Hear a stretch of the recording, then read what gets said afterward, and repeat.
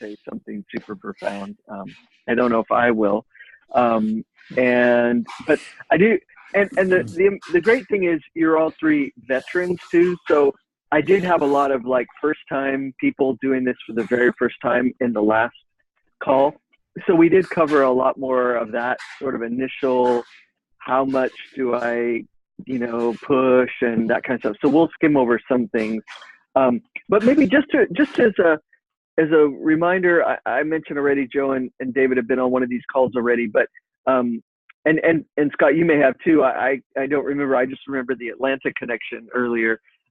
Maybe say what you're doing, where you're from, just to help us have some context for you, and yeah, maybe say too what your current students doing, and because you've all seen someone through to the end, maybe even that's a uniqueness. Maybe just even say what your previous student did, and what cohort they were in, because there were a couple of you in cohort 2 and one of you with cohort 1. So anyway, just bring us up to speed. That'd be really helpful, I think. So anybody want to launch out, start out, just go for it.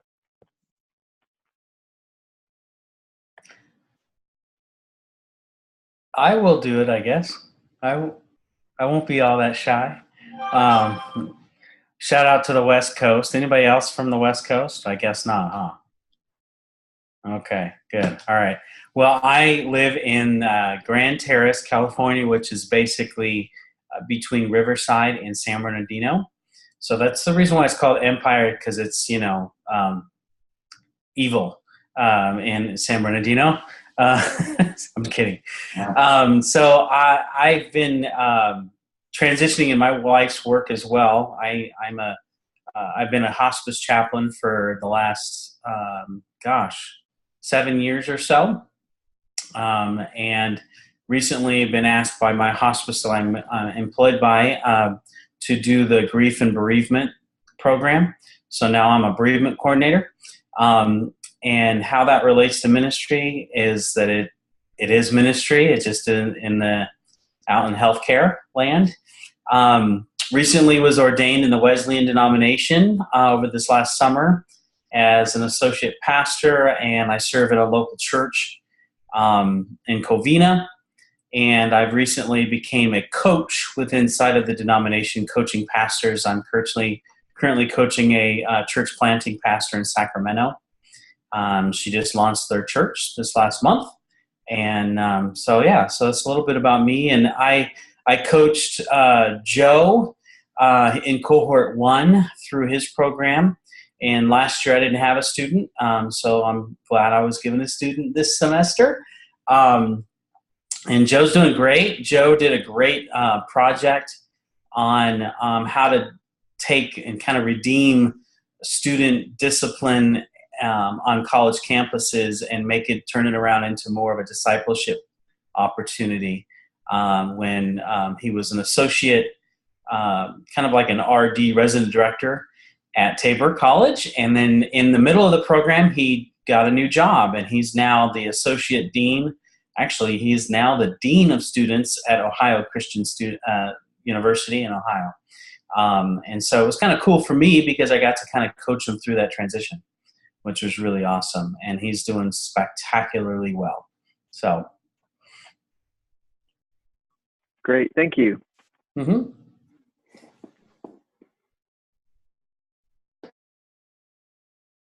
I didn't tell you what my current student's doing. Was I supposed to do that too? Yeah, please. That'd be great. So I'm coaching Edie, and she is born and raised in Kansas, and spent some time in her college education overseas. And part of her story is really unique about her spiritual journey. She connected with the Anglican Church overseas. And then she came back to the States and did like an internship in Washington, D.C. area, working with young people, like post-college young adults. And she just in the Anglican churches as well. And now she's back in Kansas, and she wanted to do her project overall on a leadership development process and community for young 20-somethings in the workplace, but through the church, helping them figure out their life calling and mission, and kind of doing a discipleship process with them for figuring out a doctrine of God and a doctrine of work, and how that plays out in everyday life in the workplace. So it's been pretty cool so far. Originally, she wanted to do that for rural Kansas type folks, but then she realized she needs to just let the audience be expanded, because she doesn't know if she'll always stay in small town Kansas. So she wants to make it more applicable to any audience. So she's writing a curriculum for that end to be able to put into practice. That's very cool. Yeah, thanks, Scott. And I just realized, as you were speaking, I think Joe was the one that recruited her into the program. So I forgot about that. So yeah, you knew her from back in her undergrad days, right, Joe? That's really funny. David, you're unmuted, so why don't you go next? Okay, so my name's David. I live outside Atlanta, on the west side of Atlanta, and I was pastor I restarted 2 churches, one in Louisiana and one in Delaware, and pastored the second one for 8 years. Assessed a lot of church planters and coached a lot of church planters too, but now I'm a software developer for a school system. And so I had Kurt the last 2 years, Kurt McDonald, and I'm still not sure what Kurt was doing. I don't mean that in a negative way.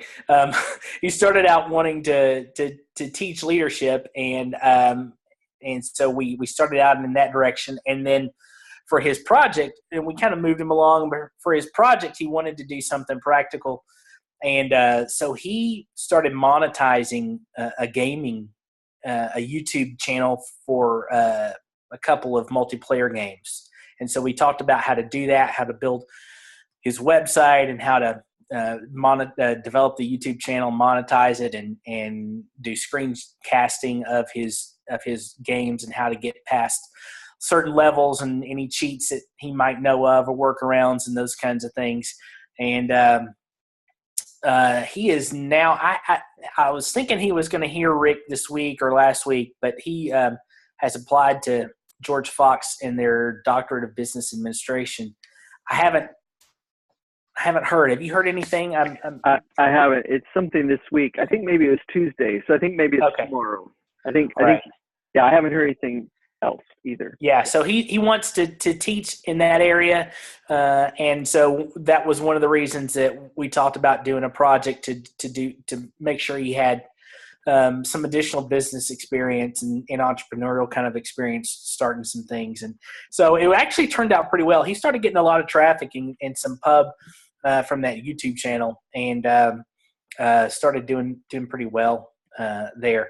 I'm working now this year with John. I picked him up mid-year, I guess mid-program is a better way to say that.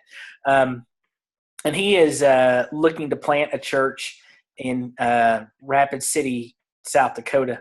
And so he had gone through a couple of things with his previous coach or mentor. And so at this point, he is getting assessed in a month. A month from today, I think, or he's flying out to Canada. I always get Toronto or Ontario. I can't remember which one. So we've been going through, he's been sending me all the documentation. I've been looking over it, talking to him about questions that they'll ask, talking to him about the whole process of assessment. And then, so what he's doing this semester, I'll figure it out in a minute, is this is a season where he's learning about himself from the assessments. So we're looking at his strengths and weaknesses, and part of his project is to pull all of that together and to understand who he is, so that he can develop a plan. Hopefully next semester, assuming they pass is a bad word, but that's the only word that comes to me, pass him in his assessment process or assessment him to plant a church so that he can come up with a church planting plan for that particular area and then begin to make some execution on that. So. Cool. Thank you. Thank you. All right, my turn. Man, I'm excited to hear about Edie. That's great. I've actually known her since high school. I did a camp in her community, and she was coordinating and leading all of it. So that's awesome. Yeah, And, she's awesome. And she's just, I don't know, she's lit up about the degree, and so I'm excited that she's with Tabor.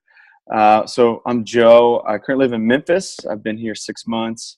I'm a pastor of Advent Presbyterian Church. It's an evangelical Presbyterian church. We have 2 sites, and we're trying to make sense of what it means to be a family of churches. It was a vague vision when it began 9 years ago, so I kind of inherited a little bit of fuzziness. So just went to Charlotte, North Carolina last week, studied another church that's doing it better, and got some clarity, and so I'm real thankful for that. Just to give our session and elders something to look forward to. I was in Atlanta for 2.5 years with Peachtree Presbyterian, and then I was in Wichita, Kansas before that, and that's how I got hooked up with Rick in Tabor. My student that I had, I think he was in cohort 2, Aaron Duvall.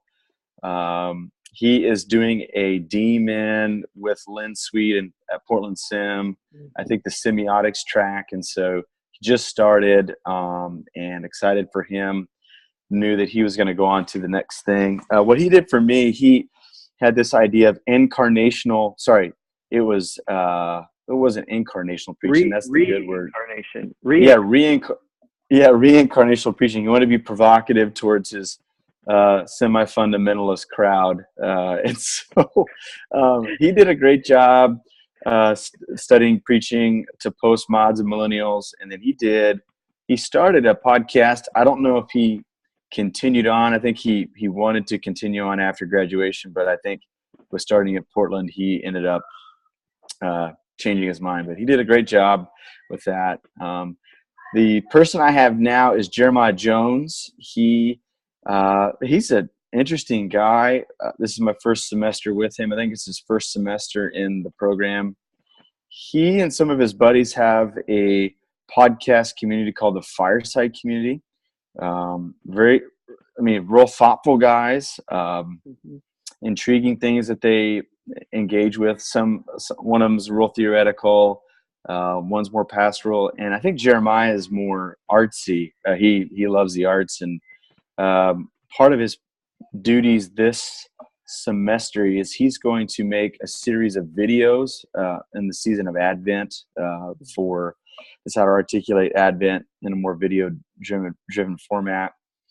One of the cool things that he's been able to do, so there's a guy who teaches at Fuller named Cutter Calloway, who I just introduced Rick to. This guy does a lot with film and art and appealing to the outside world as the church via beauty instead of via morals or other ways that the church has tried to appeal to outsiders.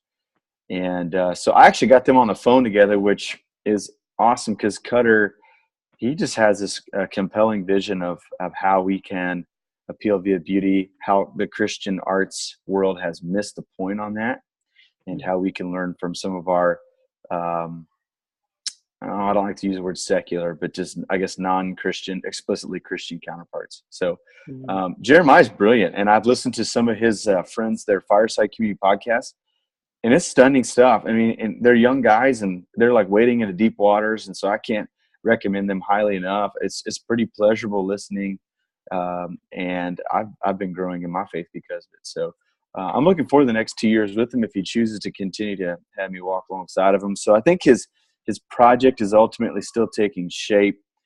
He wants to do something that they want to grow their blog brand, their podcast brand, and so he's trying to figure out what his piece is and all that. So hopefully a more clear project materializes over the time here. Awesome. Thank you. Thanks very much. So we 4 are all Portland/George Fox grads. So I realized that as well as everyone's talking. It is funny because I know everyone. I know I've chatted with all of you, and then similarly earlier today, I realized that people don't know each other like I do. Like, oh, that person's a grad of this school. That person. Anyway, so just make that little connection for us. And then I was just looking at the agenda that I had written out. I mean, again, because you've all been through this, there really isn't anything much new unless you have questions. Basically, what I talked about earlier for the people for whom this was their brand new first time was, what should you be expecting in this first term? How should that roll? And then I had other people similar to your situation, David, who are saying, okay, now what do I need to think about so that I'm not caught out for a finish in May, which again, all of you have walked with someone through that, to get something out, done by the end of January, early February, so they test drive their project, whatever it is, and are able to roll it through. So really, I just sort of walked through that with people earlier today. The one thing I would just emphasize is, as you're going along, if it's helpful, please feel free to do like Joe did, to introduce them. Another mentor, Randy, who was, some of you will know from cohort 1, he actually did something similar with his current student to introduce them to do an interview with somebody else. And so feel free to send them off to, connect them with someone that and then send them off to go talk to them. Or I've stepped in this term for one student. His name's Jeremy, and the person I had lined up, it wasn't working out, and so I'm carrying him through this first term, and then he's going to transition to somebody who's actually an instructor at Claremont down by you, Scott. But he's InterVarsity. Like it sounds great, because I know from my understanding, Claremont's not the most evangelical. Like, they're a little bit more on the edge.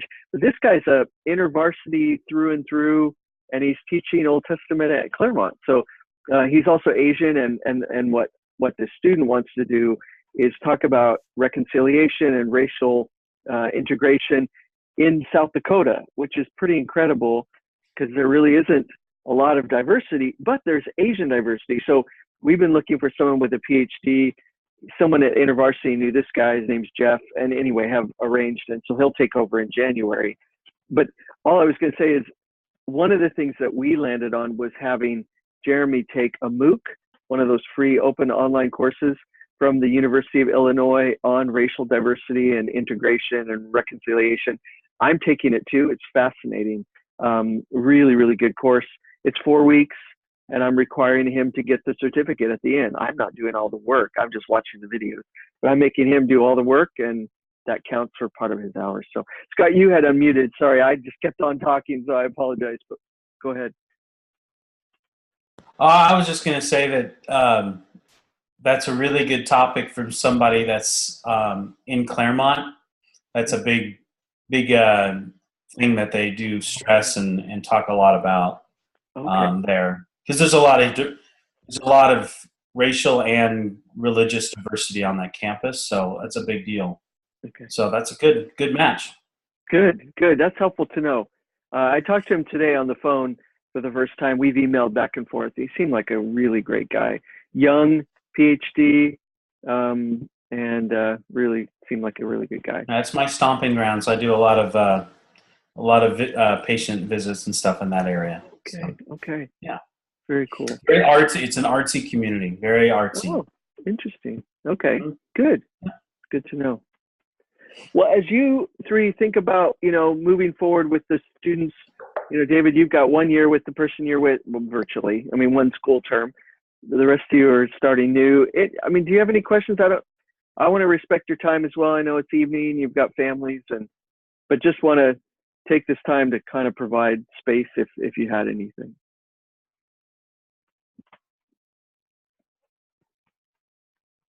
Well, that's fine. That's good. I appreciate all three of you. And as I look around, I'm just so encouraged by you and the quality of who you are and the work I know you have done and continue to do. So thank you. I really appreciate each of you. And yeah, there's loads of other stuff like Monday Night Football or whatever it is that you want to do tonight that you could be doing. So I appreciate your time. That's right, the Packers.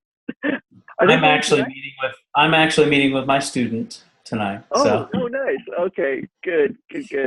That's great. Well, awesome. Well, thank you.